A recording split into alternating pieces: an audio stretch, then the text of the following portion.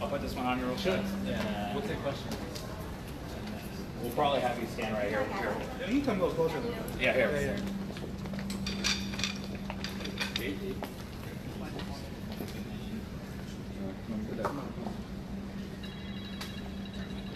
We'll do it in English.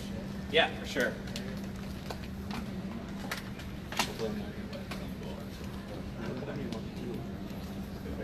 And we can hold these, don't worry. Just look at the camera. Which one? Okay, first of all, congratulations and welcome home. And first of all, and second of all, congratulations for finishing your MA or MBA program in Singapore. It's a very long 2 years. It's a long Very grateful that I was able to finish it. Okay. Very Đúng rồi, dạ đúng rồi. Thật ra chắc là mình thấy hơi khó để mà có thể tìm được. Well, before you finished your classwork and your thesis for the programs, did you write something special about your journey, for the very quick journey to Vietnam? Yeah, I did. No, this is something I've been working on since my undergrad years. Okay. I graduated Yale in 2008. Okay. I visited Vietnam for the first time in 2007. All right. So for the first time that I visited, I started writing a piece more than 10 years ago about my experiences in Vietnam, about being on one side of the war and experiencing people on the other side. The piece that I wrote that the Vietnamese government came across and that I recently published was 10 years in the making, and it's more or less from a Vietnamese American perspective is an effort to establish a neutral position in terms of history. My family was on the southern Vietnamese side. The government that runs Vietnam nowadays is on the northern Vietnamese side. So growing up in the U.S., growing up as a Vietnamese American citizen, I had to more or less understand that I came from one side of history and reach across the aisle and understand the other side of history. So when it comes to, I guess, you being there and experiencing what you experienced, did you ever think that by you taking part in a protest you would be detained and go through what you went through? Did I think I would be detained? No. Did I know that I was participating in something sensitive? Yes. I understood that the Vietnamese Constitution was modeled across the American and French constitutions. Ho Chi Minh designed the Constitution of Vietnam in 1945 using the American and French models. I knew that the rights were established to participate in assembly and protest. I knew that these things were legal in theory. What I was explained to after I was arrested was that, yes, while the Constitution guaranteed these rights, Vietnam had yet to establish a law guaranteeing these activities, which meant that my participating in them or any kind of protest was quote-unquote illegal. So that time in jail, what was that like? For us that obviously do not know what that like, walk us through, paint us a picture. Well, I stayed in a jail that was established by the French. I stayed in Chi Hoa prison, which was established in the 1940s, which is infamous for its, I want to say, its backwardness or its Stone Age status. It wasn't anything like Orange is the New Black or any kind of American prison. It was quite primitive in the sense that we slept on cement floors. Our toilet, our sink, our shower was a hole in the ground. We had water that we had to refill every day. It certainly wasn't modern in any sense of the word. So when they arrested you, did they know right away or how long before they find out that you are a U.S. citizen? No, I mean I don't know. So after the violence in the streets, I was taken to the police station. I had my student ID in my backpack, which said I was an American student studying in Singapore. Okay. I would assume at that point that they knew that I was not a Vietnamese citizen, but that's as far as I remember of them not knowing that I was a foreigner. How did they treat you, both the Vietnamese national and the U.S. citizen, once they arrested you? I mean, that is definitely a tough question because as far as awareness goes, they all knew I was a foreigner. They knew that the world was watching. My treatment outside of the protests, my treatment outside of Lý Chân Thắng and Nam Kỳ Có Nghĩa, outside of that, they did not lay their hands on me at all. To say that their treatment of me was kind is true, but we also have to take into context the fact that they knew that the world was watching, and they knew that they had to treat me with a certain form of decency. And well, you didn't know so many people were backing you up. I did We're talking not. about across the country, legislators, people tweeting, Facebooking. When you finally found that out, what were your main thoughts behind that? I spoke to the consulate maximum 3 times. I had been in jail for about a week or 2, and then I spoke to the American consulate, and they told me that it had gone to levels of Congress, to the representatives, to senators. To be sure, I thought that they were saying that to put pressure on the Vietnamese government. I wasn't sure what to make of that. After a couple of weeks of being in prison and realizing that they were treating me better than Vietnamese citizens, for instance, I started realizing that was true. I mean, for me, that's a very complex question, just because I realize that even in an authoritarian system like Vietnam, you have a lot of good people, and I met, even within the system, even within the prison, I had prison wards who more implicitly apologized for, say, putting handcuffs on me, or apologized for treating me this way. They knew my intentions were good. They knew that what was happening was unjust, but they knew because they had to follow orders from above that this was something that they had to do. And that was something I sympathized with. I was asked to sympathize many steps of the way, from being held at the police station to being in the prison. I was asked to sympathize because people knew that my intentions were good, but people also knew that their jobs were on the line. They had to do these things, whether they wanted to personally or not. And that I understood every step of the way. They could put me in handcuffs, they could put me in a prison cell. I wasn't upset about it. I knew that somebody was ordering them to do this, and they were just following orders. Their livelihoods depended on it. So I think that if we're going to confront any kind of injustice in Vietnam, we would have to look at the leaders first.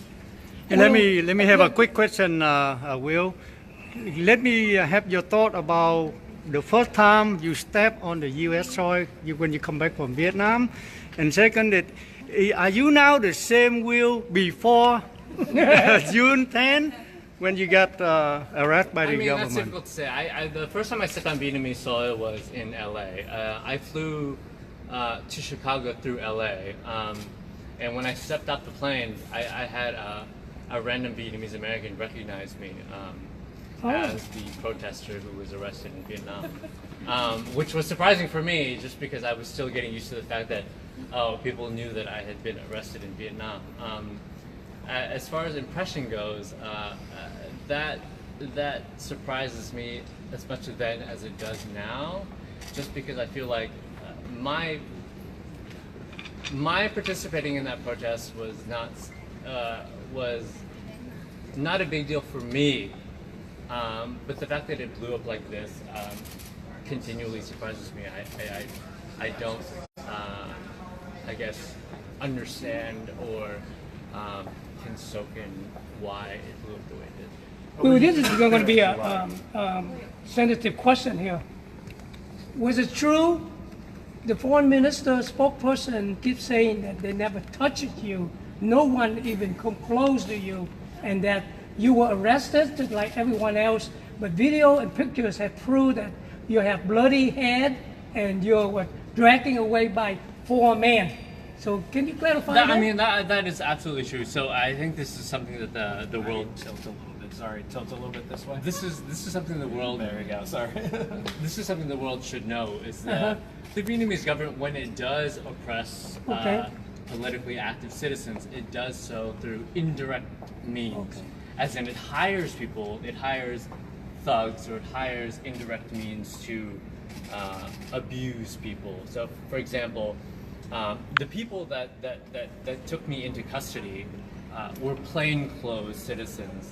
They were not part of the Public Security Bureau. They would never wear the uniform of like they would never be official citizens, which gives the government the space to say that they were never violent towards citizens. But citizens inside the country and outside the country know that this is something that this is very commonplace. In order to stifle dissent, they hired these third-party thugs to abuse dissenters, to abuse protesters. I'm well aware of the fact that the people who beat me on the streets were plainclothes officials, and in fact, when I was taken to the police station, they tried to tell me that these people were unaffiliated with the government, which makes no sense because these people were also the same people who dragged me onto a police truck. So it was very clear that these people that beat me on the streets were affiliated with the government. At the same time, I understood why it was happening, but you didn't have the space to say it in terms of confessional videos or anything like that. Your space was very limited. How will you use this experience now? How am I experiencing life? How will you use your media coordinator? I mean, that's very hard to say. I'm having trouble processing it, to be sure. I'm having as much trouble processing my time in prison as I am processing the media exposure. I think both things are equally surprising in the sense that as soon as I stepped out of Vietnam, I had my family showing me video clips. I had people telling me that they were proud of my actions. I just haven't had the time to process what I had done. Would you do anything different? No. What was the good mind? I didn't know I was coming back home until the verdict was announced. And even then, it was quite surprising. My trial was the 20th of July. Up until I was standing in front of the judge, I was looking down the road. I was looking at 2 to 7 years. They had me under the Disabling Public Order statute. The second article, which is a more serious article, specifically disturbing traffic, which had me liable for 2 to 7 years in Vietnamese prison. So up until that point, I honestly did not know if I was going to experience more jail afterwards or just be deported. What do you want to say to the people that help you get back? I don't know where to start with that. I mean, my sister Victoria, my college friend Mary, they've done so much that I can't wrap my mind around that. There's going to be a thank you to them from the start tomorrow if we can, and then in September when Congress gets back in session, we're going to be heading to Washington to thank everybody for their efforts. And well, what's next for you now that you have a master's degree in your home? What are your plans? I will be writing for sure. I think because the Vietnamese government has a tenuous grasp on the truth, what actually happened, I think there is a lot of space to explain what went down that day, the politics behind what went down that day, why they did these things, what will happen because of this, and the politics moving forward. I think on the surface, there's a lot that people do not know in terms of post-Vietnam War politics, the Vietnamese American community, where the Vietnamese government sees my actions in terms of participating participating in a protest that disputes their policies. I know my first few weeks in custody, they were convinced that I was trying to overthrow the government. But for a lot of Vietnamese Americans my generation, I think the space in terms of disagreeing with government policy, but also not opposing their status as a legitimate government body, that's something that needs to be worked out. I for one, was not somebody who wanted to overthrow the government, and I think that's what differentiates my case from Michael Nguyen, who is currently imprisoned in Vietnam right now. I believe he's under charges of overthrowing the government. And I think the fact that I was able to explain my case, the fact that I was able to explain that I'm trying to keep as neutral a position as possible in terms of being a second generation Vietnamese American. That is something that I would like to expose more to the media in America. I think the fact that Vietnamese overseas speak out against the Vietnamese government goes beyond being for or against the current Vietnamese government. Have you got any clue, thousands of people there, and why they single you out? Is that because you say the word democracy for Vietnam? That I don't know. So I'm still trying to wrap my mind around the fact that things got as big as they did. I think, you know, using like dân chủ, like that. Yeah, exactly. For me, that wasn't a big deal because, you know, the government always professes to say that they are like chính phủ dân chủ, like they like vì dân, vì, you know, vì công, like vì nhân dân phục vụ, like, you know, these kinds of things. So I think using the word democracy for me wasn't as dangerous. So when I said I'm happy that I'm participating in these democratic activities, I didn't think they were very sensitive. Well, once again, Will, welcome home. Take a lot of rest, okay? Yes, thank you. một chút xíu cho những cái đài Việt Nam ở đây Đúng như vậy. cũng như là đại diện cho đài VOA thì có một cái câu hỏi dành cho Will, đó là Will tình cờ tham gia cái cuộc biểu tình ngày hôm đó hay là Will đã có những cái dự định trước? No, tình cờ vì Will đã mua vé like mấy tuần trước rồi. Mình mua vé về Việt Nam vì mình sắp sửa tốt nghiệp, cho nên mình muốn đi du lịch. I wanted to have a vacation before I got my diploma, so I had booked my tickets before. Cái đó thì mình chứng minh được mà giống như khi Việt Nam điều tra thì họ không tin là mình về mình muốn du lịch.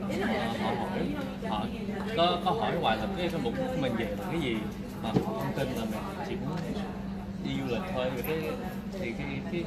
Cái biểu tình ngày 10 tháng 6 thì cái đó là cái tình cờ mình có cái cơ hội tham gia thì mình thấy cái cơ hội đó. Khi mà tham gia cái cuộc biểu tình đó rồi cũng như là bị cộng sản Việt Nam bắt giam ở trong nhà giam thì qua những cái chuyện đó thì Will có những cái gọi là những cái kinh nghiệm gì cũng như là kinh nghiệm gì? I mean, that's hard to say. Cái kinh nghiệm gì thì gọi là nhận ra một cái điều gì về Việt Nam hay không, có những cái thay đổi về cái cách nhìn của Việt Nam? Yeah. Sorry. I didn't realize this. And then do you mind if I pull this out? Yeah, please. Thank you. Yeah. I think mình nói tiếng Anh. Nhưng mà nếu mà nói tiếng Việt thì tốt hơn vì tính dạng Việt Nam. Thì I mean, it's hard to say in the sense that thì cái đạo đức của cái trường hợp này cũng khó nói vì cái chống cộng, thâm cộng thì cái đó là cái trắng đen quá thì mình tiếp xúc với những người ở bên đó, tiếp xúc với những người mà họ làm chính phủ thì mình muốn cảm với họ, mình hiểu là họ phải làm gì thôi, họ không đồng ý, họ phải làm gì thôi vì những người lãnh đạo at the top thì they have to listen to orders, tức là cái họ không muốn làm gì vậy, họ xin lỗi, đó là tính tốt. Không muốn làm nhưng mà mình phải làm thôi, có lượng. Thì cái đó, cái trường hợp đó thì mình gặp nhiều lần lắm. Khi mình vô Trí Hòa thì mình gặp rất nhiều người họ thông cảm với hành động của Will, nhưng mà họ hiểu là họ phải theo cái desperate situation, so I feel like I did what I could. I mean, it's tough. Ở trong tù thì trong trại giam thì họ đối xử với Will như thế nào? cũng rất tốt, nó thực sự là họ đối xử rất tốt. Vì thì lúc trước thì Will cũng không hiểu cái lý do vì sao thì không hiểu. Họ nói là Will nổi tiếng mà Will không tin đó, cho nên thì Will cũng nghĩ là họ chỉ nói vậy thôi. Nhưng sau khi thì mình hiểu là người ta đối xử mình khác với những người ở trong buồng mình, thì Will mới hiểu là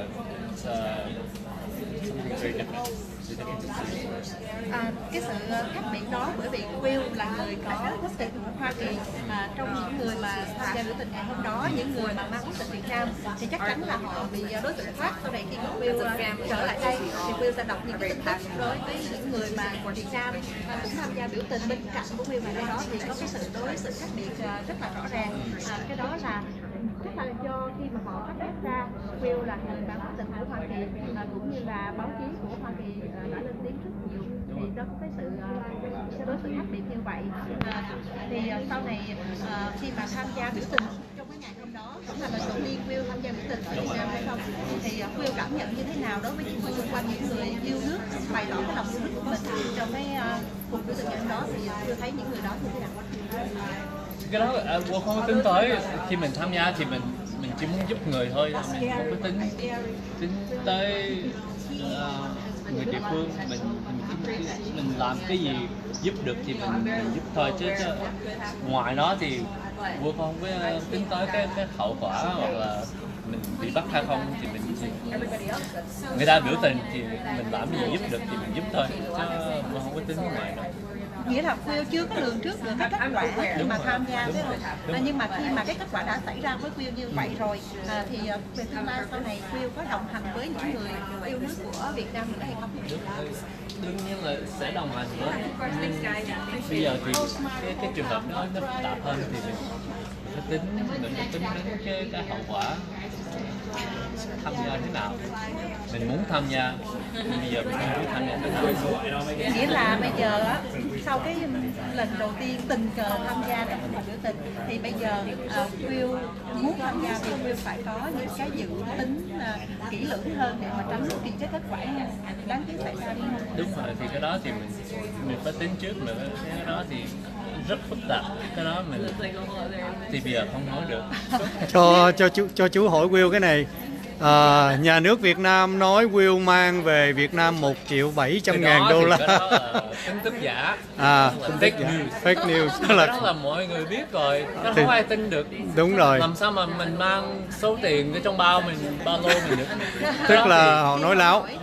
Đúng rồi, cái đó thì rất vô lý thôi, cái đó không ai tin được. Ok. Mà cái nói thế nào ha, cái truyền tiền đó, the fact that the Vietnamese government will do this, I think speaks to the fact that they lack integrity. Họ có cái trò mà chơi với sự thật như vậy, họ không có bao giờ lấy cái lòng dân được. Cái này là rõ ràng là cái này là không sự thật.